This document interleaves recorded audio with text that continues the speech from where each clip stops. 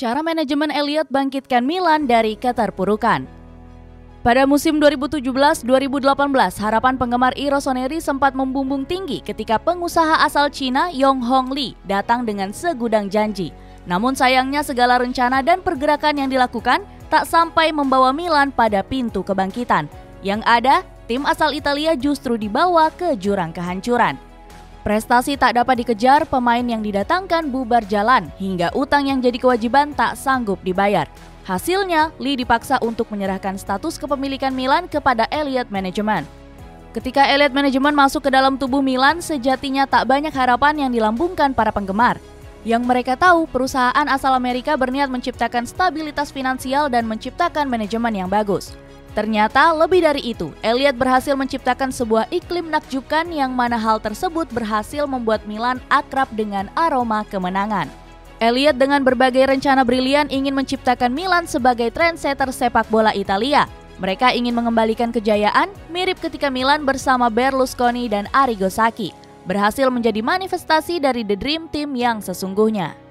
Meski saat ini langkah Milan masih terbilang cukup jauh dari itu, setidaknya Elliott sudah membangun pondasi agar kedepannya Milan tinggal meneruskan saja kerangka yang sebelumnya telah disiapkan.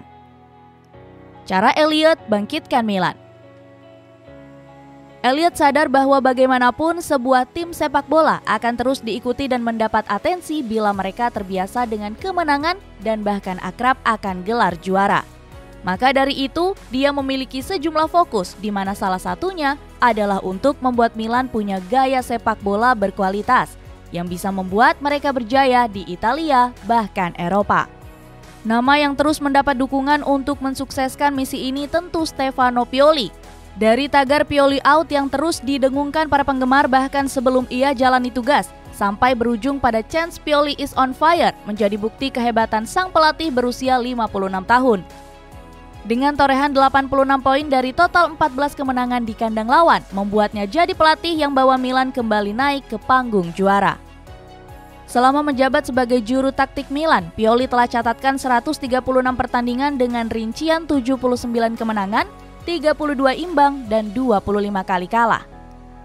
Menariknya, Sky Sport Italia melaporkan bila dia berhasil mencatat 1,96 poin per pertandingan, di mana itu jadi yang lebih baik dari Arrigo Sacchi 1,95 dan Nereo Rocco 1,95.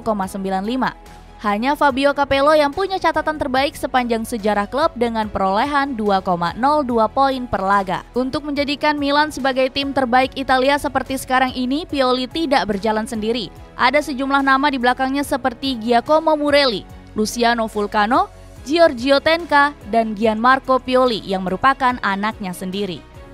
Menurut penulis sepak bola Rohit Rajiv dari situs sempremilan.com, Pioli meminta asistennya Luciano Vulcano dan anaknya Gianmarco untuk mempelajari dan mengupas tuntas gaya bermain FC Bayern di bawah asuhan Hansi Flick. Meski kemudian Milan membutuhkan waktu yang cukup lama untuk mengadopsi gaya bermain The Bavaria, proses yang ditunjukkan terlihat secara perlahan. Pada musim 2019-2020, Milan terlihat bermain lebih agresif. Mereka terus menekan lawan yang tengah menguasai bola dengan intensitas tinggi. Cara itu dilanjutkan ke musim 2020-2021 hingga sempat terhenti karena sejumlah pemain pilar mengalami cedera. Pada musim 2021-2022, gaya bermain Milan kian berkembang dengan menggunakan sistem inverted fullback. Memberi kebebasan pada pemain nomor 10 di playing playmaker jadi bagian dari double pivot, sampai bek sayap yang menjadi bagian dari 4 pemain depan yang dibutuhkan ketika lakukan serangan. Sistem yang diterapkan menggunakan permainan garis tinggi dengan tujuan mempersempit ruang pemain lawan.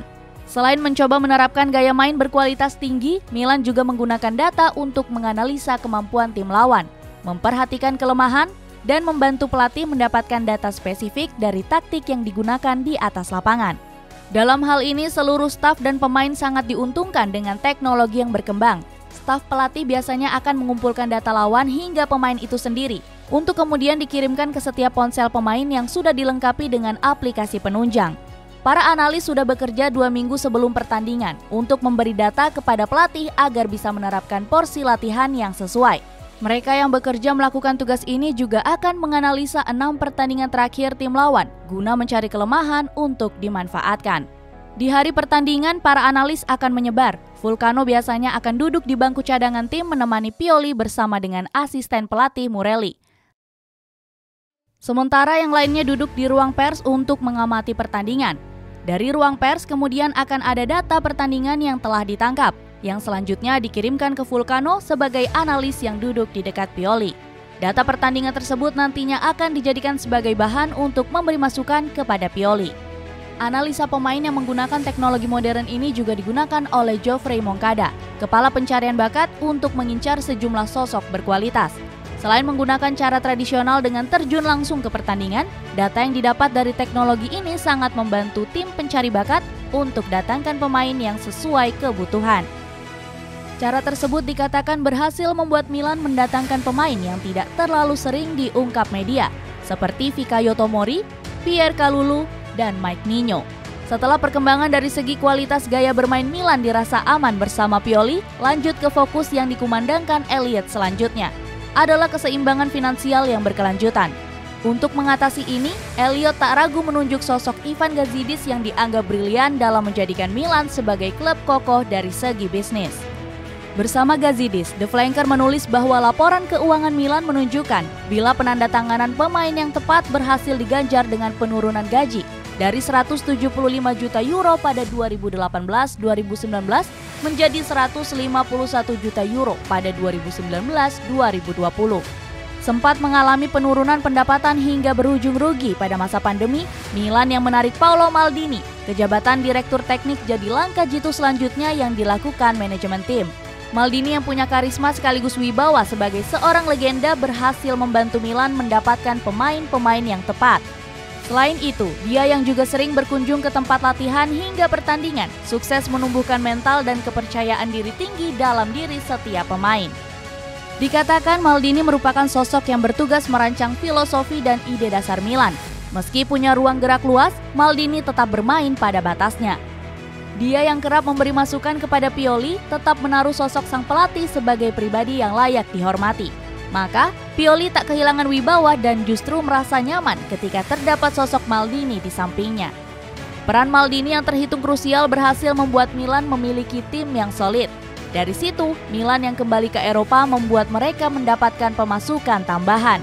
Dari sisi lainnya, pendapatan hak siar dan media juga mengalami kenaikan dari 63,4 juta euro menjadi 138,3 juta euro.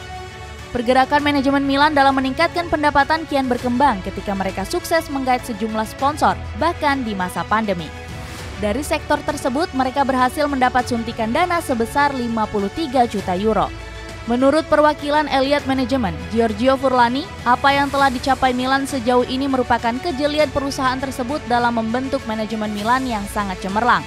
Dari mulai penunjukan staf pelatih yang membuat Milan punya gaya permainan berkualitas, CEO yang lihai mengatasi masalah finansial, sampai pengangkatan legenda sebagai direktur teknik, membuat Milan jadi mitra bisnis menjanjikan dunia industri, selain mencapai tujuan prestasi yang memang tak bisa dihindari. Lebih lanjut, tidak menjadi sebuah hal yang mengejutkan ketika muncul kabar yang mengatakan bila Manchester United mencoba mengadopsi model yang dilakukan Milan dalam membentuk skuad juara tanpa perlu membakar uang. Menyambut kedatangan Redbird Capital. Setelah membangun pondasi yang terbilang kokoh di Milan, manajemen Elliott merasa tugasnya telah selesai. Mereka yang memang tidak memproyeksikan Milan sebagai bisnis jangka panjang, resmi menunjuk Redbird Capital sebagai pemilik anyar. Redbird Capital dilaporkan telah mengeluarkan dana sebesar 1,3 miliar dolar Amerika Serikat untuk mengakuisisi kepemilikan saham mayoritas Milan pada awal Juni 2022. Keyakinan Elliott akan Redbird memang sudah tertuang dalam perjalanan sang perusahaan investasi asal Amerika itu, yang memiliki 10% saham Liverpool plus berperan besar dalam mendongkrak performa klub Ligue 2, Toulouse FC. Dalam selembar perpisahannya dengan klub, Elliott memandang Redbird sebagai perusahaan yang sejalan. Mereka punya tujuan yang jelas dan disebut tidak akan menggoyahkan kedudukan Milan sekarang.